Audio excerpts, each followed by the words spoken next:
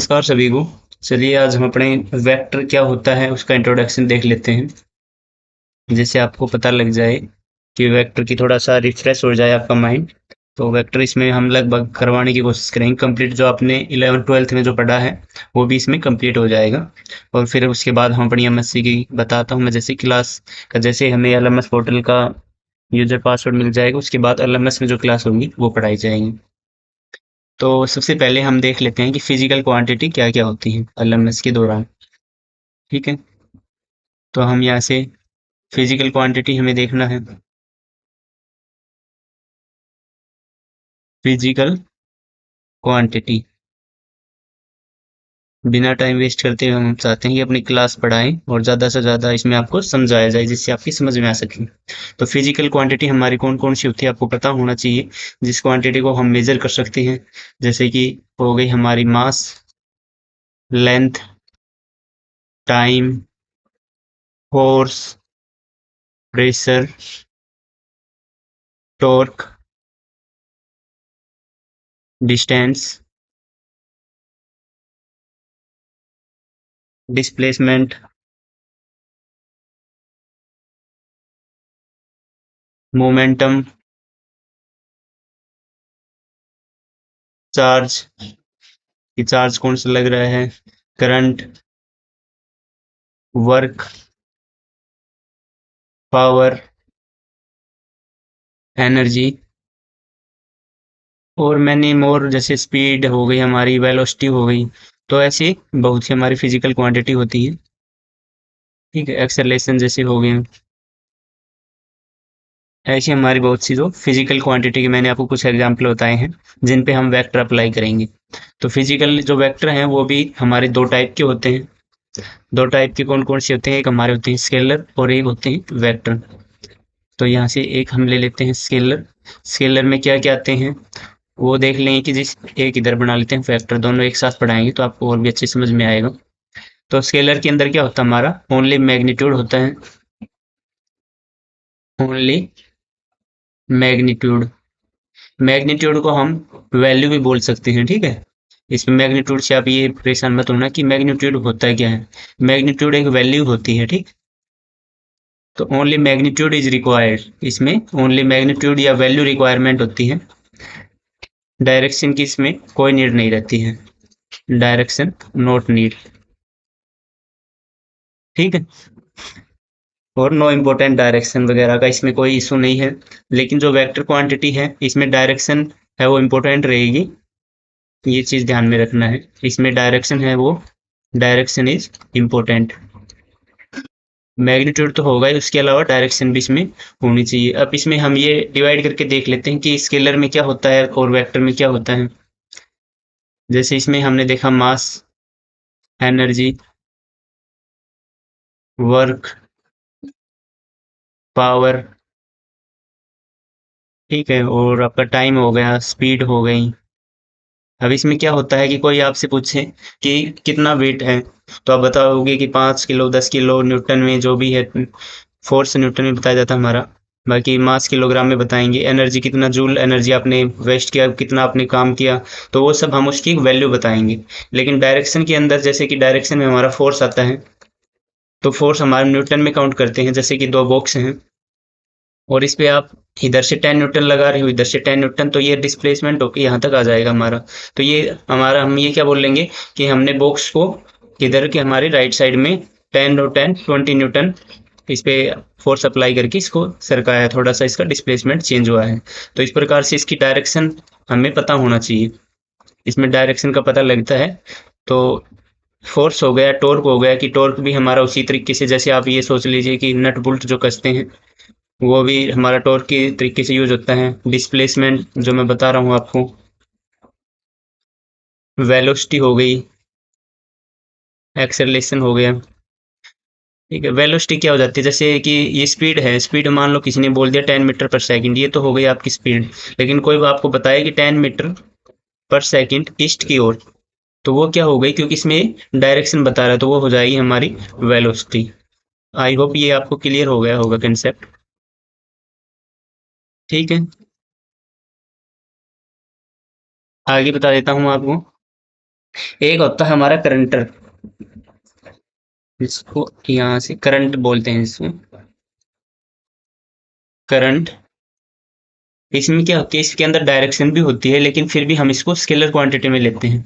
Current के अंदर direction कैसी होती है, मान लो एक वायर है, इस वायर में इधर से करंट आ रहा है, मान लो 5 एम्पियर करंट इधर से आ रहा है और 5 एम्पियर करंट इधर से आ रहा है। हम यहाँ से एक वायर ली, ये इसके साथ टच है, और यहाँ पे हमने 10 एम्पियर हमें करंट रिसीव हो गया, मान लो दोनों का मिक्स करके हमें 10 एम्पियर मिल गए। ठीक है, तो ये हमारे क्या हो जाती है स्केलर क्वांटिटी। इसमें ये नहीं होता कि, उसमें क्या है कि आप मान लो इस ये यहाँ पे बॉक्स रखा हुआ है, इधर बॉक्स रखा हुआ है, आप यहाँ पे दोनों प्रेशर अप्लाई करोगे, यहाँ से 10 न्यूटन, यहाँ से 10 न्यूटन, तो डिस्प्लेसमेंट क्या होगा आपका, जीरो होगा। लेकिन इसमें जब 5 और 5 अपोजिट डायरेक्शन में आ रहे हैं, फिर भी हमें करंट कितना मिल रहा है, 10 एम्पियर मिल रहा है। तो इसका क्या हो जाता है, वैल्यू इसका डायरेक्शन होते हुए भी हम इसको क्या करते हैं, इसको स्केलर क्वांटिटी के अंदर नहीं लेते हैं। सॉरी, स्केलर क्वांटिटी के अंदर करंट को हम इंक्लूड करते हैं, वेक्टर के अंदर इसको नहीं लेते हैं। ये चीज़ ध्यान में रखना है, क्योंकि इसकी डायरेक्शन है, फिर भी ये वैल्यू दे रहा है। जिसकी डायरेक्शन होगी वो तो वैल्यू कुछ ना, जैसे इसमें दो डायरेक्शन है अपोजिट है, यहाँ से जीरो दे रहा है, एक सेम डायरेक्शन में जाएगा करंट तब हमारे प्लस होके आएगा, लेकिन इसमें अपोजिट डायरेक्शन में होते हुए भी हमें प्लस मिल रहा है, इसलिए इसको हमने स्केलर क्वांटिटी के अंदर काउंट किया है करंट को। ठीक है, यहाँ तक आई होप क्लियर हुआ होगा। ये एक होता है हमारा वेक्टर को किस प्रकार से रिप्रेजेंट करते हैं। तो वेक्टर को रिप्रेजेंट करने के लिए उसके ऊपर ए के ऊपर एक इस प्रकार से एरो लगाते हैं। ठीक है, इस एरो की जो बैक पॉइंट है इसको टेल बोलते हैं, इसको हेड बोल देते हैं, और इसको हमारा मैग्नीट्यूड बोलते हैं। मतलब यहाँ पे कोई वैल्यू आपकी रही होगी। ठीक है, आई होप इतना क्लियर हो गया होगा आपको।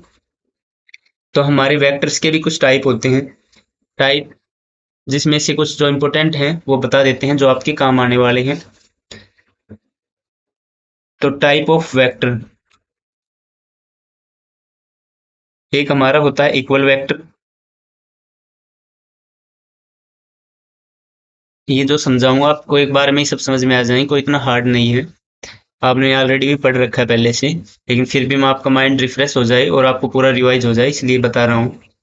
तो इक्वल वेक्टर का मतलब क्या होता है, these vector have same magnitude and same direction. जो ये वेक्टर होते हैं सेम मैग्नीट्यूड होता है। अब मैग्नीट्यूड का मतलब क्या हो जाता है, एक हमने जैसे ये एरो ली, एक ये एरो ली, हमारी ये लगभग लगभग सेम है, तो इनकी वैल्यू भी क्या रहेगी, सेम। एक मान लो आपके पास ये है और एक ये है, जब हमारी जो एरो है वो बड़ी है, तो यहाँ पे जो मैग्नीट्यूड होगा या वैल्यू होगी वो इससे, जो ये ए है, ए वन है, ये मान लो बी वन है, तो ए वन हमारी क्या होगी, लेस होगी किससे, बी वन से, क्योंकि बी वन की मान लो आपके पास वैल्यू होगी 50, और इसकी मान लो 80 मान लो या 50 मान लो, और इसकी रहेगी 20। तो इस प्रकार से जिसकी जो एरो बड़ी रहेगी उसकी वैल्यू भी बड़ी रहेगी, और छोटी एरो की वैल्यू भी छोटी रहेगी। तो हमने क्या बताया टाइप ऑफ वेक्टर में, इक्वल वेक्टर। इसके अंदर क्या रहेगा, दिस वेक्टर है सेम मैग्नीट्यूड, इसमें क्या रहेगा, same magnitude and same direction, direction भी आपकी क्या रहेगी, सेम रहेगी। ठीक है, तो इस प्रकार के जो वेक्टर को हम क्या बोलेंगे, इक्वल वेक्टर। मान लो ये ए साइड में 10 मीटर लगा रहा है पर सेकंड, और ये भी क्या लगाएगा, 10 मीटर पर सेकंड। ठीक है, ये ए मान लो इक्वल टू और ये बी के वे, तो दोनों का सेम मैग्नीट्यूड रहेगा और सेम डायरेक्शन रहेगी। एक हमारा होता है नेगेटिव वेक्टर, नेगेटिव वेक्टर्स। इसमें क्या होता है, दो जो वेक्टर है same magnitude but opposite direction. तो इसमें क्या रहेगी आपकी, मैग्नीट्यूड रहेगा same, same magnitude and opposite direction. वो कैसे रहेगा, जैसे इधर मान लो इसकी 10 मीटर पर सेकंड ये है, और ये भी आपकी अपोजिट डायरेक्शन में। ठीक है, 10 मीटर पर सेकंड ये है, तो इनका जो मैग्नीट्यूड है, वैल्यू है, वो सेम रहेगी, लेकिन डायरेक्शन क्या रहेगी, अपोजिट। उसको क्या बोलेंगे, नेगेटिव वेक्टर। एक हमारा होता है नल वेक्टर। तो नल वेक्टर देख लेते हैं क्या होता है हमारा। तो ये होता है those vector whose magnitude is zero and any arbitrary direction is null. ठीक है, और जो भी आर्बिट्री होगी वो जीरो होगी, जिसको क्या बोलेंगे, हम नल वेक्टर बोलेंगे। कैसे बोलेंगे, जैसे कि आपके पास मान लो कोई फोर्स है, ये भी मान लो आपके पास 2 है और ये भी 2 है, तो दोनों क्या हो जाएंगे, जब आप इसको माइनस करोगे तो दोनों क्या सॉल्व करेंगे, आपको 0 वैल्यू देंगे। तो जो क्योंकि इनके अंदर कोई भी ये हमारे नल वेक्टर में बताता हूँ, तो मैं इसकी जो आपको थ्योरी बता रहा हूँ वो क्या है,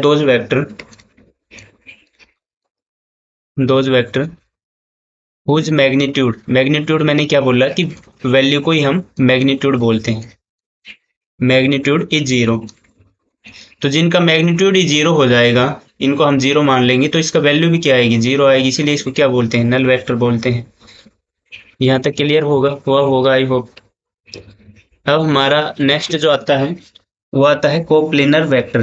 कोप्लेनर वेक्टर क्या होता है उसके बारे में आपको नॉलेज होनी चाहिए, से मैंने यहाँ से दिया कोप्लेनर वेक्टर्स। तो इसमें क्या होता है, those vector which is same plane, लिख देता हूं मैं, those vectors which has same plane, मतलब वो रहेंगे सेम प्लेन में, आर कॉल्ड कोफैक्टर। ठीक है, उनको क्या बोला जाएगा, कोफैक्टर।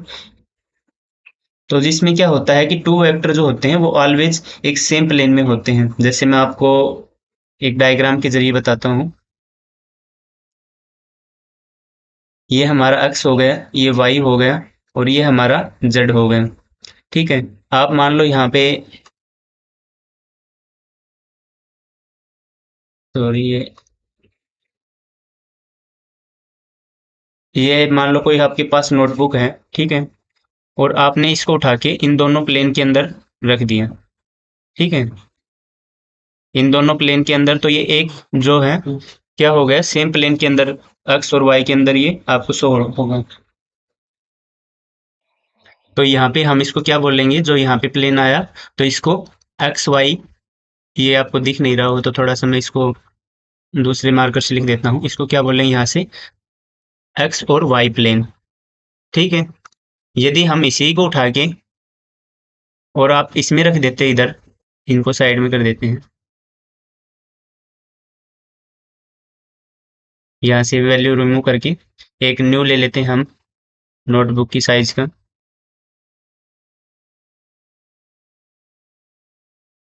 यहाँ पे इसको डिस्प्लेसमेंट करते हैं हम, और थोड़ा सा इसको दोनों के बीच में लेके आना है।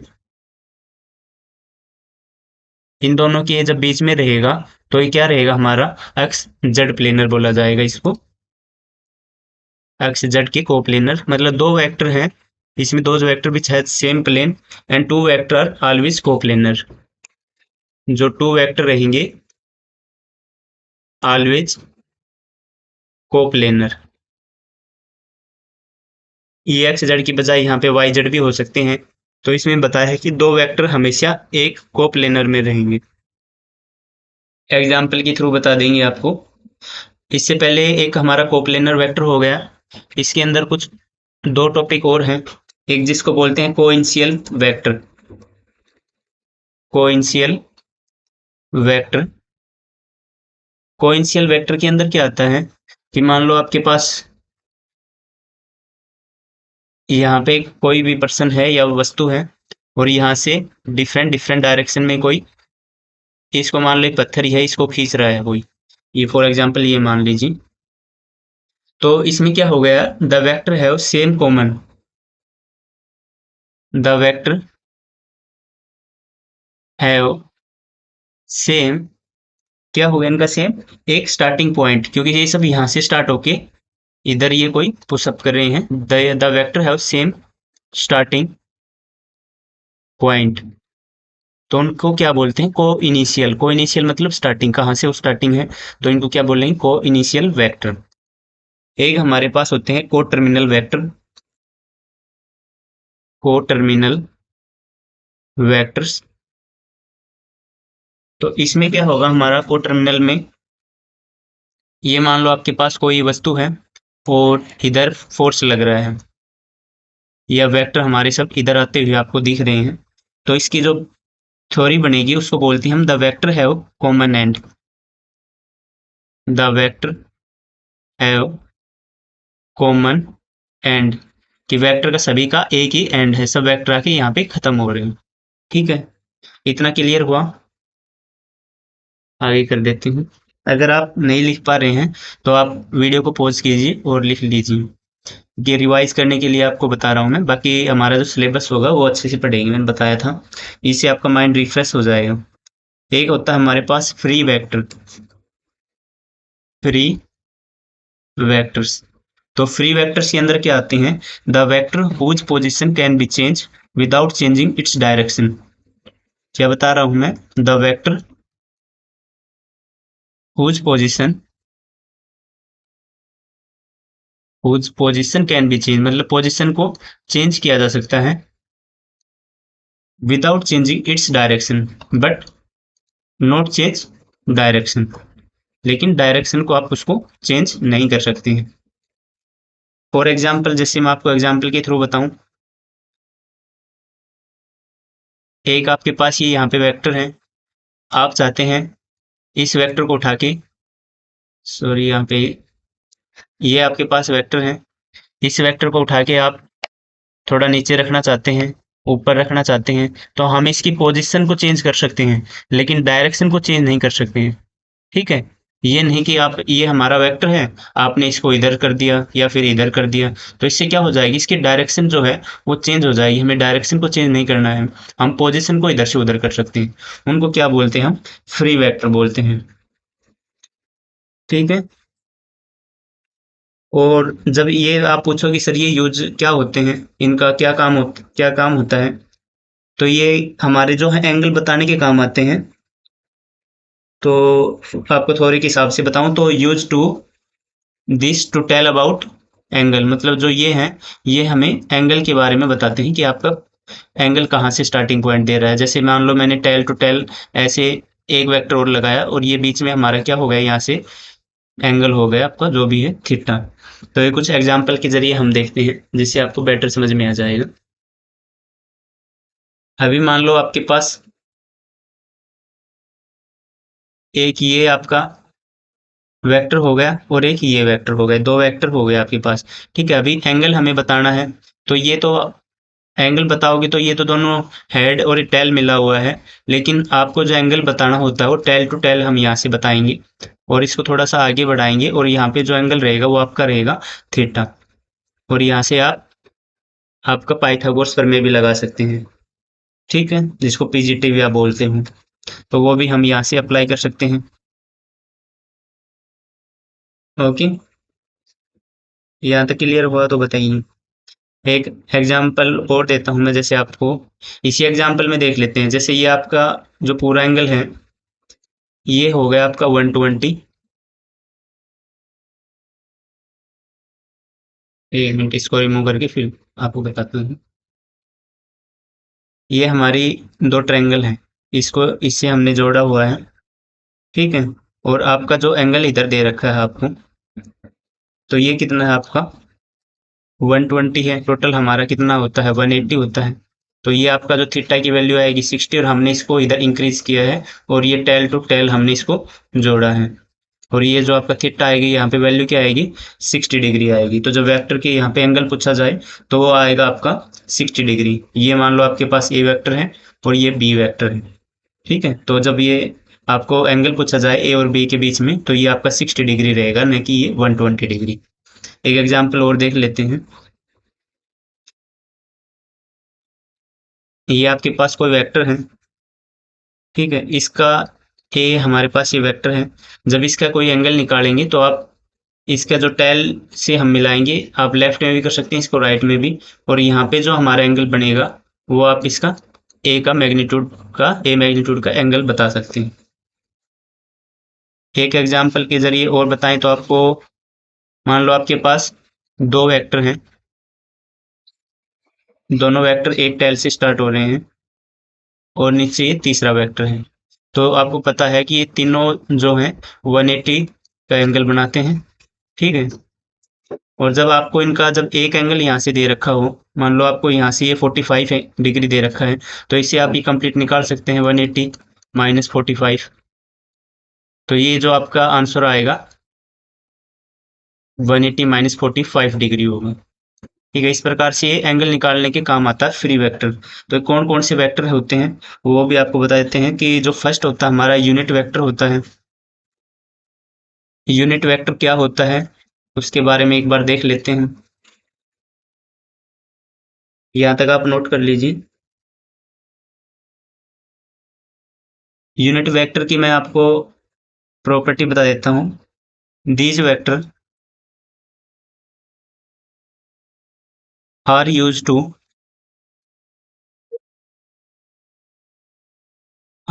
To provide direction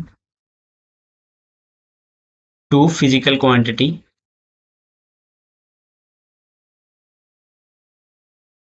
to physical quantity.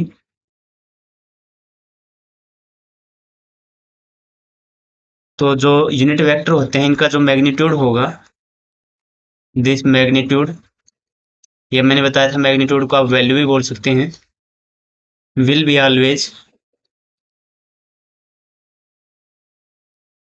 1। मतलब यूनिट वेक्टर का क्या बता रहा है, these vector are use to provide direction to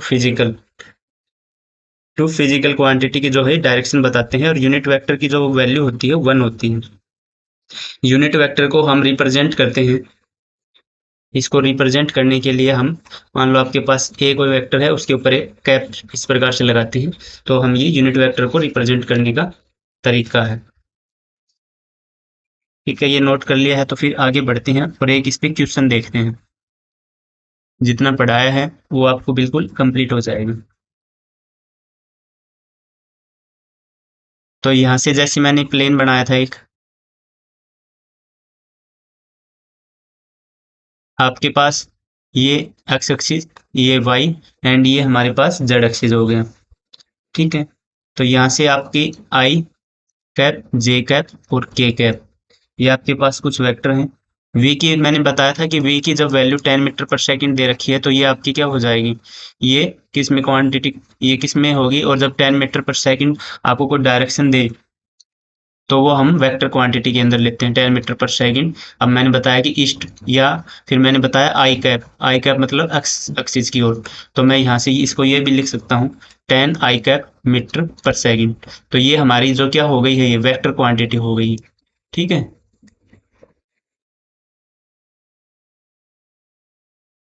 चलो ठीक है, यहाँ तक आई होप समझ में आ गया होगा।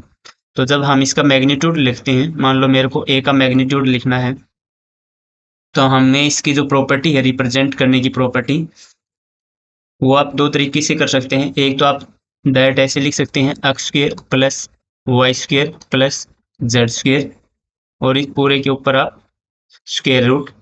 इसके अलावा जब आप ए कैप यूज करते हो तो ए के ऊपर वेक्टर एंड ए का हमें लेना होता है मैग्नीट्यूड। ठीक है, यहाँ तक समझ में आया। ये तो हो गई हमारी प्रॉपर्टी। अब इसका जब क्वेश्चन में किस प्रकार से यूज होता है वो देख लेते हैं।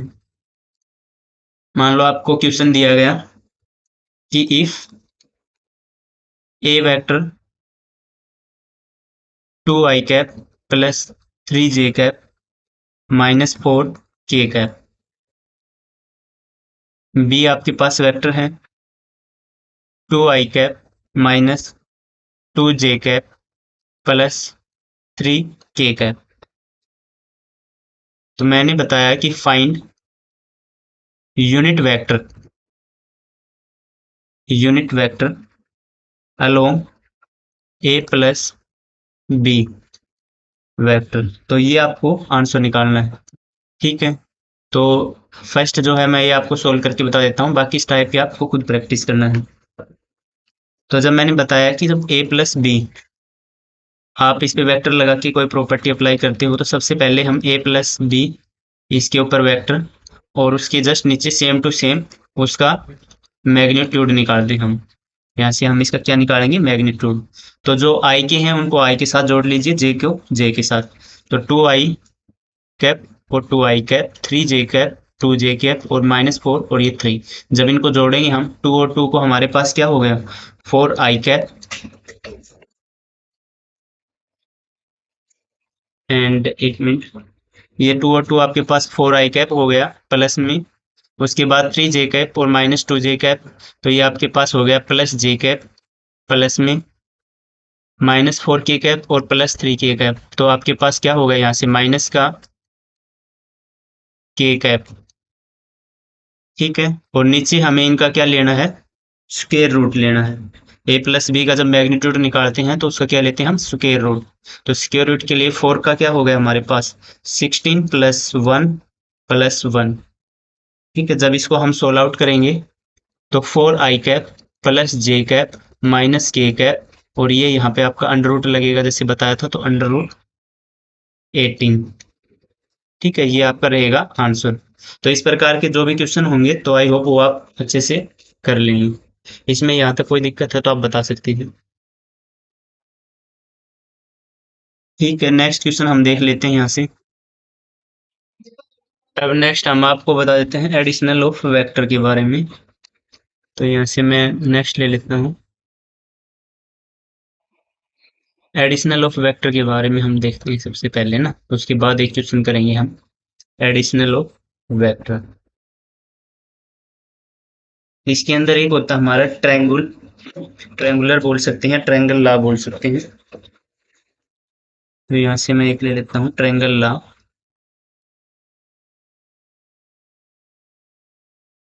एक होता है हमारा पैरेललोग्राम लॉ, पैरेललोग्राम लॉ, और एक होता है हमारा पॉलीगन लॉ। अभी ट्रायंगल लॉ क्या होता है, इसमें जब हमारे वेक्टर होंगे वो हेड टू टेल आपस में कनेक्ट होते हैं।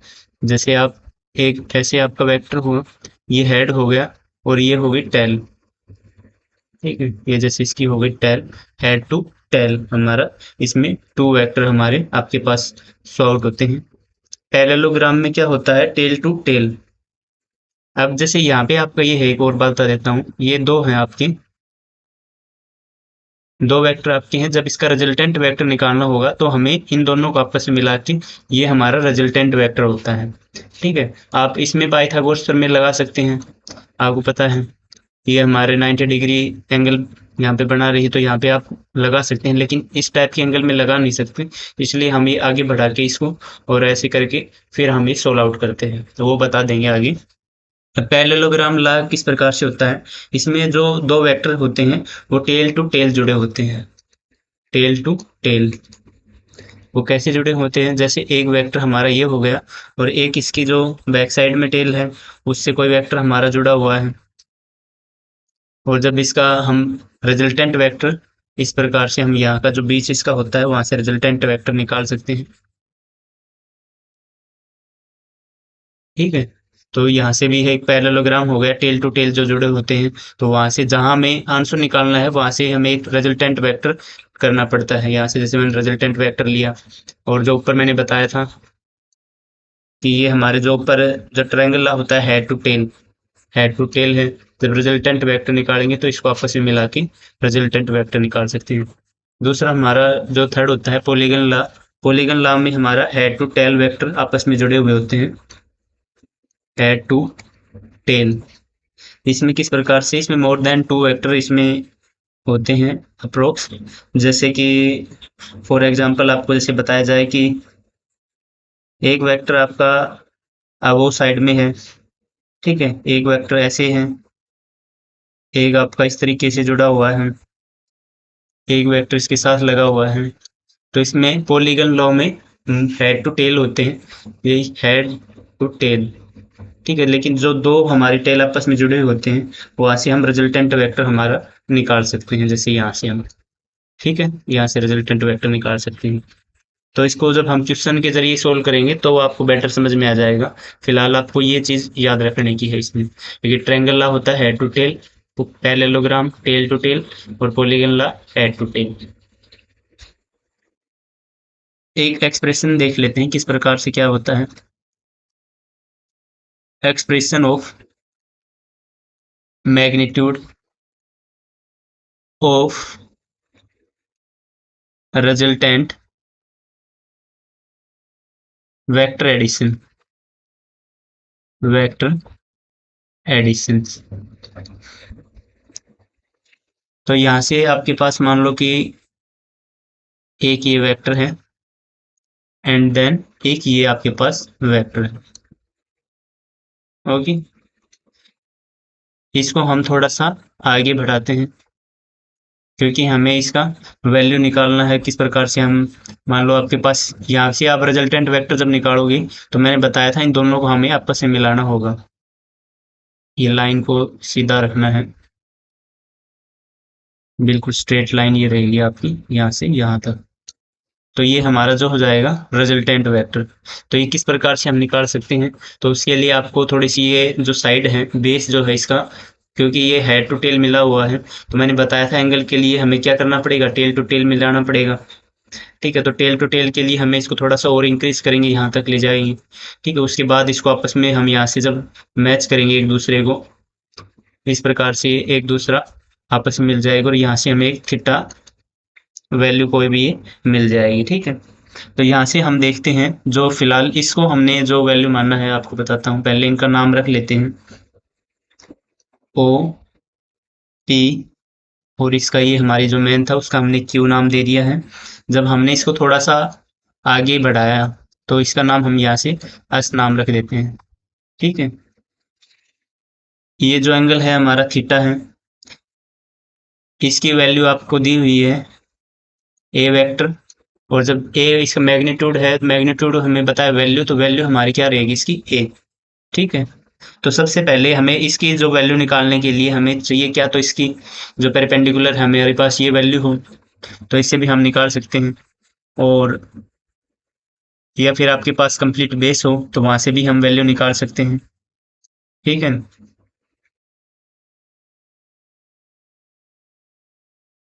तो यहाँ से आपको जो क्वेश्चन में है वो ओपी की वैल्यू ए वेक्टर दे रखी है और पी क्यू की वैल्यू बी वेक्टर दे रखी है। दो वैल्यू आपके पास दी हुई है, तभी तीसरी रिजल्टेंट वेक्टर आपसे पूछ रहा है। तो हमारे पास जो ये पी क्यू एस ट्रायंगल है, तो इसको हम पहले सोल्व आउट करते हैं। ट्रायंगल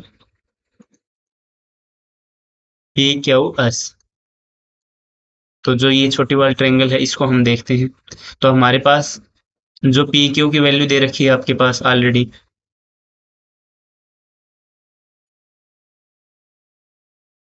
तो जब आपका जो ये एंगल होता है ना उसको हमें बीच में लेना होता है, ये बात ध्यान में रखना है।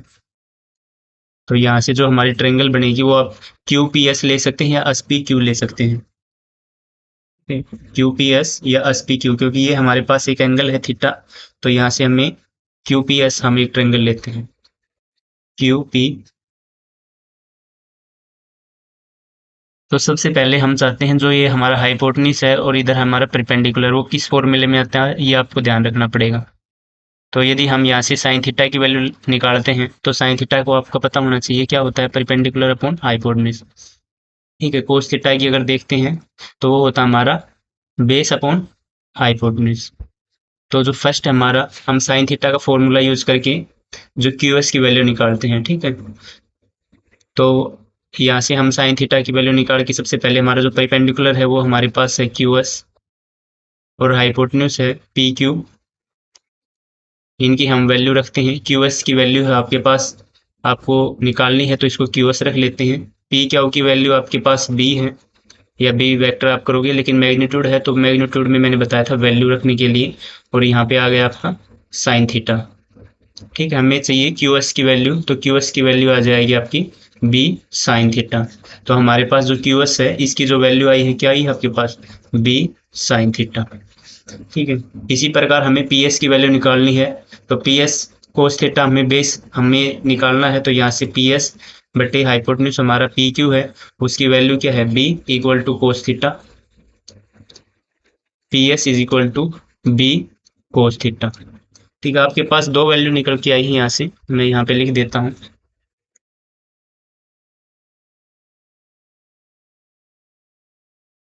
एक हमारे पास पी एस की वैल्यू, ये वैल्यू आई हमारे पास बी कोस थीटा, और जो क्यू एस है ये वैल्यू हमारे पास बी साइन थीटा। ये वैल्यू हमें मिल गई है कंप्लीट। अब हमें रिजल्टेंट वेक्टर हमारा निकालना है आर की वैल्यू को। आर की वैल्यू को किस प्रकार निकालेंगे, वो पाइथागोरस प्रमेय के हिसाब से निकालेंगे। तो उसका आपको फॉर्मूला पता होना चाहिए, हाइपोटेन्यूज का square equal to perpendicular square plus base का स्क्वायर। तो आपका हाइपोटेन्यूज क्या है, रिजल्टेंट वेक्टर है हमारा। तो यहाँ से आर स्क्वायर ले लेते हैं। परिपेंडिकुलर आपका क्या है, बी साइन थीटा। तो यहाँ पे हम ले लेते हैं बी साइन थीटा और इसके बाहर स्क्वायर प्लस में बेस आपका दोनों ए प्लस होगा, तो ए प्लस में बी कोस थीटा और पूरे का होल स्क्वायर। आई होप यहाँ तक कोई आपको दिक्कत नहीं होगी। अब इसको सोल्व करते हैं। R square is equal to B square sine square theta, ये A square plus B square का हम फॉर्मूला लगाएंगे यहाँ पे, A square plus B square cos square theta plus में 2ab कोस थीटा। यहाँ तक कंसेप्ट आपको क्लियर होगा। Then R square is equal to, जो हमारा ये ए स्क्वायर है, ये वैल्यू ये हम आगे ले लेते हैं यहाँ से, ए स्क्वायर प्लस में B square sine square theta plus में B square cos square theta. एक एक मैं स्टेप आपको करके बता रहा हूँ। 2ab कोस थीटा, ठीक है। यहाँ से b इन दोनों में कॉमन है तो हम यहाँ से कॉमन ले लेते हैं, ए स्क्वायर प्लस में बी स्क्वायर, और यहाँ से आपका क्या कॉमन आ, बी स्क्वायर कॉमन हो गया, साइन स्क्वायर थीटा प्लस में कोस स्क्वायर थीटा प्लस में 2ab कोस थीटा। यहाँ तक क्लियर है। इधर लिख देता हूँ मैं राइट साइड में, हमारे पास जो वैल्यू आई है ए स्क्वायर प्लस में बी स्क्वायर, और जो रिजल्टेंट वेक्टर है वो आपके साथ में ही आ गई, ये ध्यान में रखना है। प्लस में साइन स्क्वायर थीटा और कोस स्क्वायर थीटा हमारा क्या होगा, 1 हो जाएगा यहाँ से, प्लस में जो बचेगा 2ab कोस थीटा। ये आपके पास वैल्यू बची है। जब आपको आर इस प्रकार से रिजल्टेंट निकालना हो तो आप डायरेक्ट फॉर्मूला आपका बन जाता है अंडर रूट में A square plus B square plus 2ab cos theta. ठीक है, ये फॉर्मूला हमारा अप्लाई होता है, ये आपको ध्यान रखना है। ठीक है, हमने जो ये पाइथागोरस प्रमेय जो लगाई है, पीजीटी जिसको आप बोल सकते हो, वो किस ट्रायंगल में कंप्लीट में लगाई है, जो हमारी ये ट्रायंगल है ओ क्यू एस, ये जो कंप्लीट ट्रायंगल है। ठीक है, यहाँ से ये 90 डिग्री एंगल है आपके पास, यहाँ से हमने करंट उठाया था जिसको आप हाइपोटेन्यूज बोलते हैं। तो ये हमारे पास रिजल्टेंट वेक्टर जो रिजल्ट निकल के आया, तो R is equal to A square plus B square plus 2ab cos theta. इसके ऊपर कुछ क्वेश्चन करते हैं जिससे आपको समझ में भी आ जाएंगे। तो चलो एक क्वेश्चन देख लेते हैं जिससे आपकी समझ में आ जाए। ये हमारे पास एक वेक्टर है और एक हमने ये यहाँ से वेक्टर लिया। ठीक है, अब यहाँ से जो हमें ये एंगल दे रखा है वो 30 डिग्री दे रखा है। ठीक है, ये जो फोर्स लग रहा है 10 न्यूटन, और ये भी हमारे पास 10 न्यूटन फोर्स लगा हुआ है। मैंने बताया इस प्रकार के फोर्स में हमें रिजल्टेंट वेक्टर के लिए आपकी इसमें कितना फोर्स लग रहा है, तो मैक्सिमम टू मिनिमम, मिनिमम हमें 10 से जो ऊपर आएगी वैल्यू, और मैक्सिमम जो है 20 से अबव तो जाएगी नहीं, तो 20 से नीचे रहेगी। यहाँ पे आपको जो वैल्यू रिजल्टेंट कुछ भी निकल के आएगी, वैल्यू इसके बीच में रहने वाली। अब वो कैसे निकालते हैं वो देख लेते हैं एक बार। मैंने बताया इन दोनों के जो बीच में रहेगी वो हमारी वैल्यू रहेगी। तो मैंने रिजल्टेंट वेक्टर की डायरेक्ट आपको फॉर्मूला बताया है, आर किस प्रकार से जो हम निकालते हैं यहाँ से। तो आर निकालने के लिए हमारा ए, सबसे पहले जो हमारी फर्स्ट है ए स्क्वायर प्लस बी स्क्वायर हमने बताया, तो यहाँ पे 10 न्यूटन है दोनों, तो यहाँ से 10 का होल स्क्वायर प्लस में 10 का होल स्क्वायर प्लस में 2ab, तो ए और बी तो ये हमारे पास हो जाएगा 200, और कोस हमारा हो गया 30 डिग्री। इसके ऊपर अंडर रूट हम लगा देंगे। ठीक है, जब यहाँ से आप आर की वैल्यू निकालोगे तो ये हमारे पास कितने हो गए, 200 प्लस में 200, कोस 30 की वैल्यू आप पता होना चाहिए √3/2 है, तो यहाँ से कैंसिल आउट हो गया। तो हमारी जो वैल्यू आई हमारे पास 300√3, और पूरे के ऊपर हमें अंडर रूट लगाना है। इसके अलावा आप इसको ऐसे भी लिख सकते हैं 300, और हमारा 3 है वो बाहर आ जाएगा, तो ये भी आप इसकी वैल्यू लिख सकते हैं। ठीक है, इसके अलावा आप इसके फैक्टर भी बना के आप कर सकते हैं। मान लो मैं इसको चाहूँ 100 × 3 लिख सकते हैं, 10 यहाँ से बाहर लेके हम 30√3 भी यहाँ से आंसर कर सकते हैं। तो आई होप यहाँ तक आपको समझ में आ गया होगा। अगर नहीं आया तो एक बार देख लीजिए, फिर हम आगे चलते हैं।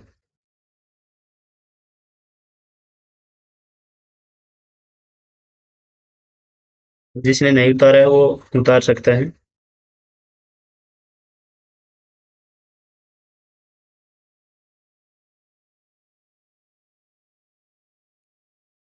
ठीक है, फिर आगे चलते हैं, मल्टीप्लिकेशन देख लेते हैं, क्रॉस प्रोडक्ट, डॉट प्रोडक्ट का और देख लेते हैं। फिर हम अपनी क्लास को, हमारा जो वेक्टर है आपको पूरा रिवाइज एक क्लास के अंदर हमने चाहा है कि कंप्लीट आपको रिवाइज करवा दें। मल्टीप्लिकेशन ऑफ वेक्टर, जिसको हम यहाँ से डॉट प्रोडक्ट या फिर आप इसको स्केलर प्रोडक्ट भी बोल सकते हैं। Scalar product, got it. एक हमारा होता है क्रॉस प्रोडक्ट, इधर लिख देता हूँ मैं दोनों एक साथ, जिसमें समझ में आ जाएगा आपको डिफरेंस का। क्रॉस प्रोडक्ट, जिसको हम वेक्टर प्रोडक्ट भी बोलते हैं, वेक्टर प्रोडक्ट। ठीक है, ये वेक्टर है, क्रॉस प्रोडक्ट और वेक्टर प्रोडक्ट। यहाँ बीच में एक हम इनको डिफरेंस के लिए एक लाइन खींच लेते हैं। ओके, अब इसमें जो मल्टीप्लिकेशन ऑफ वेक्टर के बारे में हम डिस्कस कर रहे हैं, तो डॉट प्रोडक्ट क्या होता है इसके अंदर। डॉट प्रोडक्ट के अंदर हम वेक्टर पेन चेंज कर लेते हैं इनटू वेक्टर। इन दोनों का जो मल्टीपल होगी वो क्या होगी, एक स्केलर होगी। एग्जाम्पल से बताऊं आपको, फोर्स इनटू डिस्प्लेसमेंट, तो वो आपके क्या रहेगा, वर्क रहेगा। और वर्क क्या होती है, एक स्केलर क्वांटिटी होती है। ठीक, स्केलर के बारे में बता दिया है मैंने ऑलरेडी, क्या स्केलर क्वांटिटी होती है, क्या वेक्टर होती है। यहाँ से हम फोर्स इनटू डॉट प्रोडक्ट में ये डॉट लगता है यहाँ पे, एस इक्वल टू वर्क, ये आपके पास वैल्यू निकल के आती है। ठीक है, इसके अलावा इसको हम इस प्रकार से लिख सकते हैं, ए डॉट बी, इनका vector is equal to A B cos theta.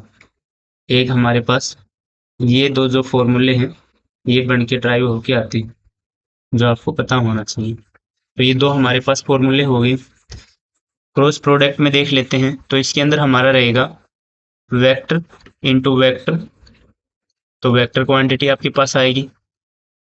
इसके अलावा फोर्स इनटू प्रिपेंडिकुलर वेक्टर, ये प्रिपेंडिकुलर का मैंने निशान लगाया है, perpendicular vector is equal to हमारा क्या हो जाएगा, टॉर्क।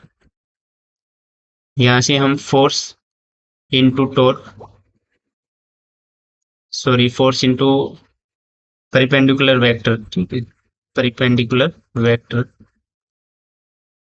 ये मैंने परिपेंडिकुलर वेक्टर का डायरेक्ट निशान लगा के, और हमें क्या मिलेगा, टॉर्क मिलेगा। यहाँ से टॉर्क आपके पास ड्राइव होगा, या हम इसको इस प्रकार से भी लिख सकते हैं, A cross B is equal to A B sine theta. तो जब क्रॉस प्रोडक्ट में होगा आपके पास वैल्यू, तो आपको ध्यान रखना है क्रॉस प्रोडक्ट में हमें ए बी साइन थीटा मिलता है, और डॉट प्रोडक्ट में ए बी कोस थीटा मिलता है, ये याद रखना है। और बाकी कुछ नहीं है, इसमें जो क्वेश्चन आते हैं बहुत ही इजी टाइप के रहते हैं। एक बार क्वेश्चन भी देख लेते हैं कैसे क्वेश्चन बनते हैं इसके अंदर। उससे पहले एक छोटी प्रॉपर्टी और बता देते हैं कि आई डॉट आई कैप आपका कितना रहेगा, 1, जे डॉट जे कैप 1, के डॉट के कैप ये भी रहेगा आपका 1। ठीक है,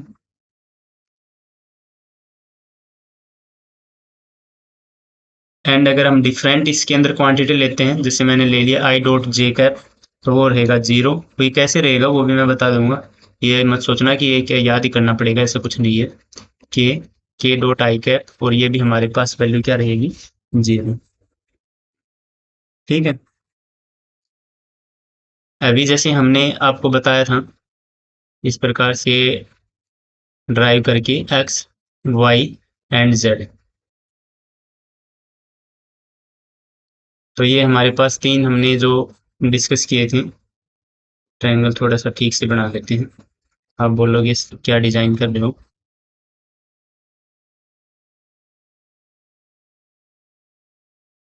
ठीक है, एक हमने ये एक्स एक्सिस ले लिया, एक वाई हो गया हमारा, और एक हमारा हो गया जेड एक्सिस। ये एक्स हो गया, ये वाई, और ये हो गया हमारा जेड। यहाँ से हमने लिया आई कैप, ये हो गया हमारा जे कैप, एंड ये हो गया के कैप। ठीक है, अब आप देखिए, जब हम आई डॉट आई लिख रहे हैं वन, वन क्यों लिख रहे हैं, एक बार फॉर्मूला देख लीजिए कि मैंने ऊपर जो फॉर्मूला बताया है, जब डॉट प्रोडक्ट होंगे आई आई कोस थीटा, तो जब मतलब दोनों एक्स की साइड में है, जब आपका दोनों एक साइड में ही होगा उस समय ये कितना रहेगा आपका, जब एक ही प्लेन के अंदर रहेगा एक साइड, तो जब जीरो होगा तो कोस जीरो की वैल्यू क्या होती है वो आपको पता होना चाहिए। सबसे पहली बात ये होती है, तो कोस जीरो की वहां से वैल्यू आप जो रहेगी वो आपका आंसर रहेगा। तो सबसे पहले आप कमेंट बॉक्स में कोस जीरो की मेरे को वैल्यू बता दीजिए।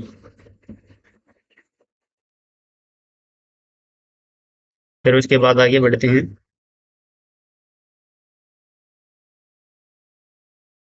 बताइए कोस जीरो की वैल्यू।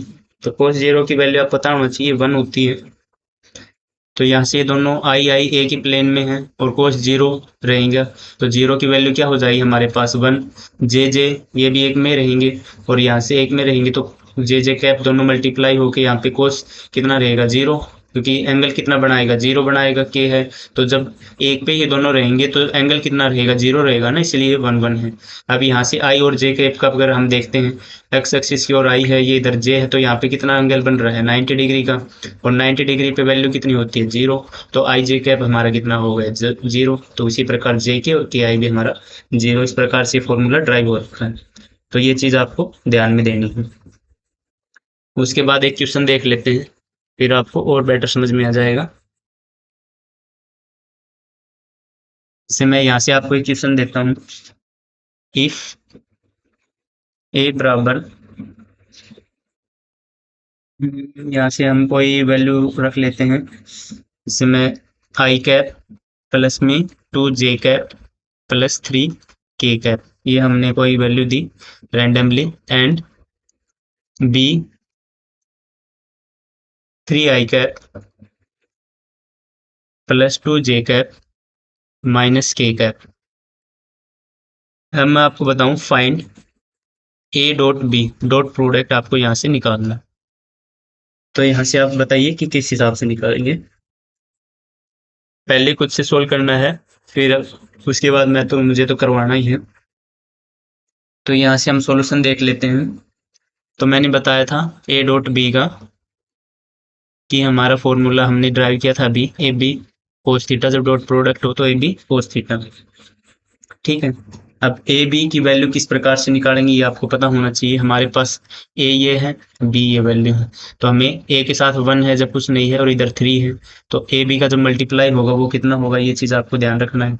तो सबसे पहले हम क्या कर लेते हैं, ए डॉट बी निकाल लेते हैं। ए डॉट बी निकालने के लिए इन दोनों को मल्टीप्लाई करेंगे, तो आई को आई से करेंगे तो हमारे पास कितना आएगा थ्री, जे को जे से करेंगे टू इंटू टू फोर, और के को माइनस थ्री को करेंगे तो माइनस थ्री। तो यहाँ से जो वैल्यू आई हमारे पास कितनी आएगी, फोर वैल्यू निकल के आपके पास आएगी। ठीक है, ए डॉट बी की हमारे पास कितनी वैल्यू आ गई है, फोर, ये आपको देखना है। उसके बाद आगे चलते हैं, यहाँ तक समझ में आ गया होगा।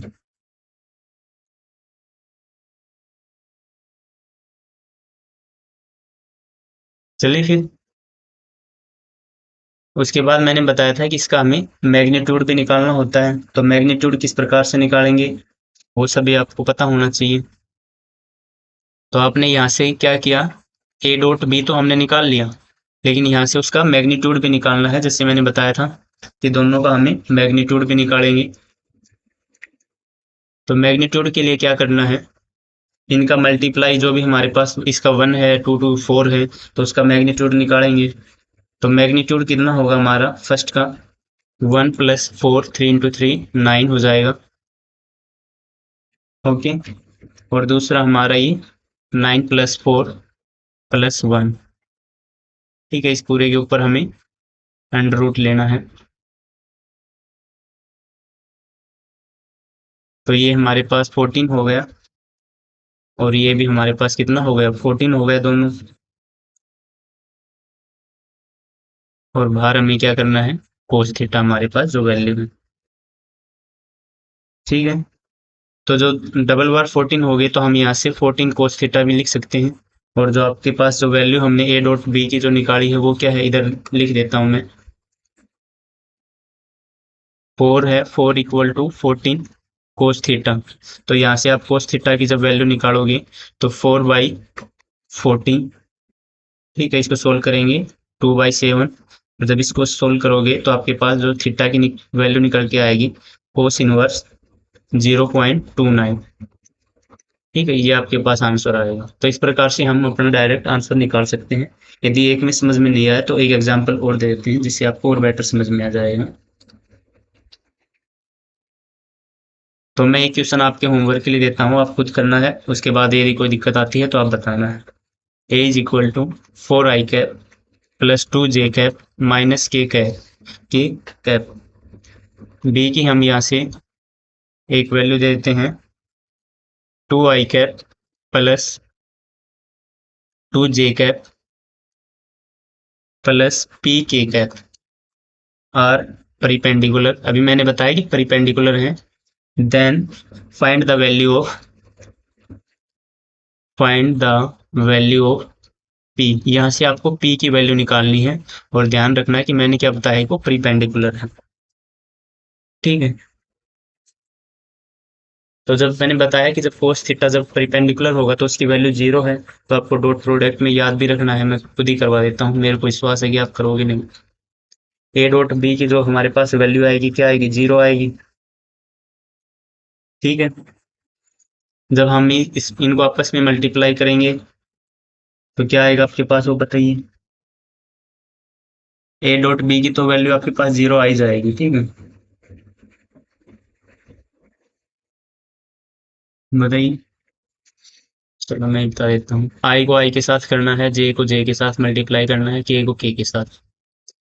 तो जो फर्स्ट हमारा 8i कैप, ये यहाँ से आप हमें वैल्यू निकालनी है ना, मैग्नीट्यूड या वैल्यू। तो 8 प्लस में 4 माइनस में 2 इंटू 2 4 हो गया। पी की वैल्यू यहाँ से माइनस के है, वहाँ से पी है, तो माइनस का पी इज इक्वल टू 0। तो यहाँ से जब हम पी की वैल्यू निकालेंगे तो आपकी वैल्यू क्या आ जाएगी, 12 के इक्वल। और यही आपका पी का आंसर रहेगा। यहाँ तक कोई दिक्कत है तो आप बता सकते हैं।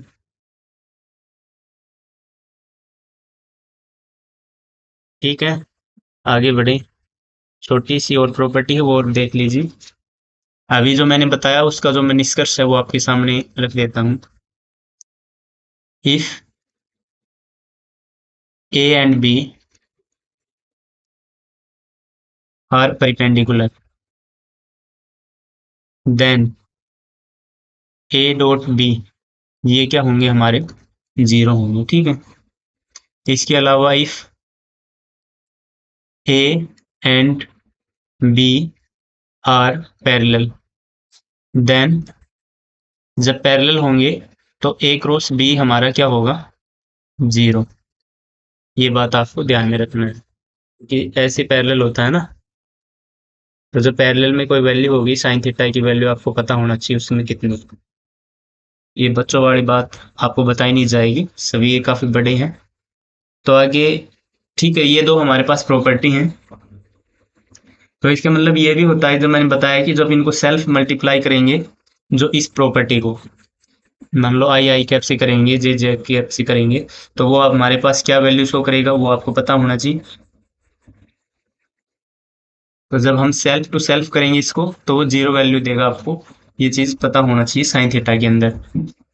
ठीक, इसका भी मैं थोड़ा सा बता ही देता हूँ आपको। जब हम आई क्रॉस जे कैप करेंगे तो हमारे पास के कैप आंसर आएगा।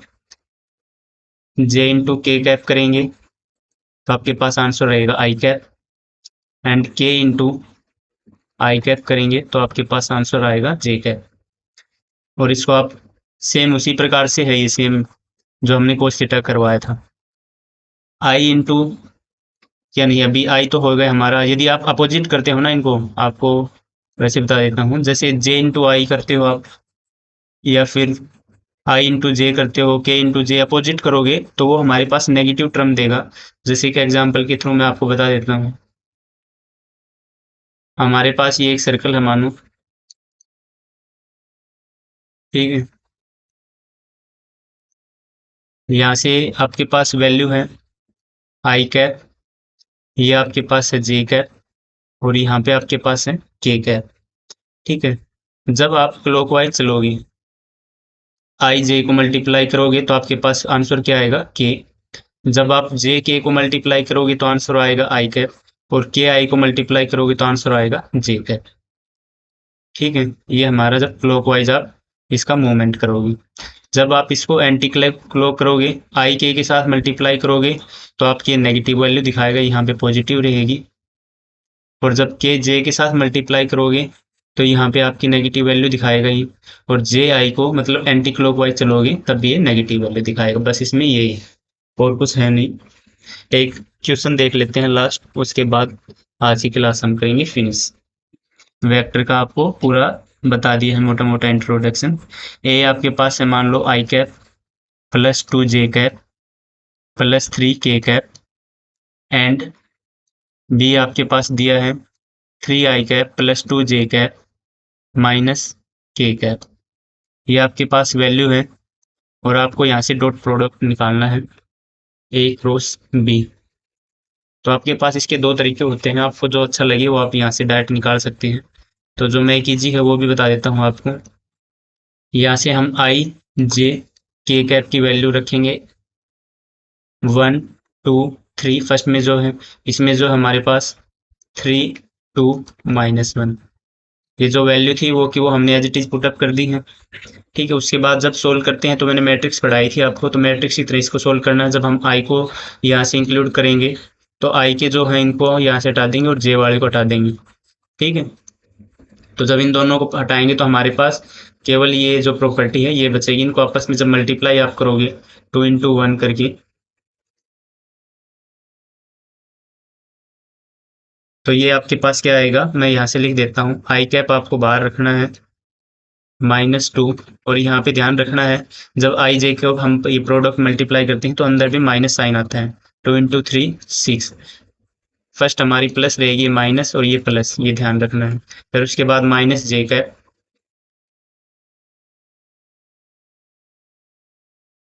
इसको हम जो बाहर ये सर्कल है इसको रिमूव करने की कोशिश करते हैं।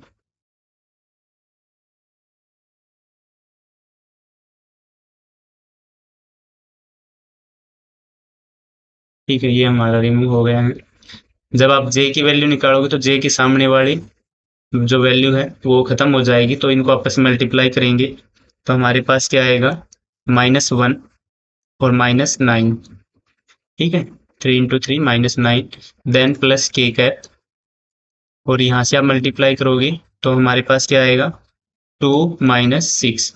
पहले आराम से देख लीजिए, उसके बाद हम सोल्व आउट करेंगे इनके।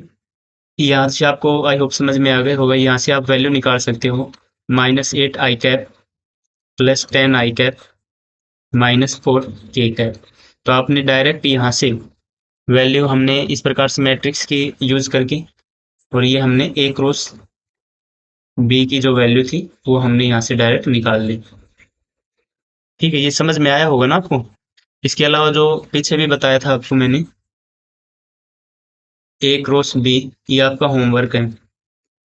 ए क्रॉस बी का मैग्नीट्यूड, यहाँ पे जो वैल्यू रहेगी वो आपको पुट अप करना है, और नीचे आपको इसका मैग्नीट्यूड लेना है।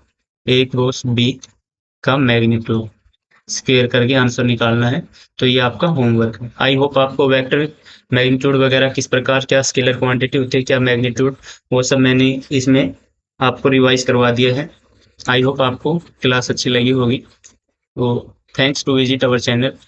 जय हिंद, जय भारत।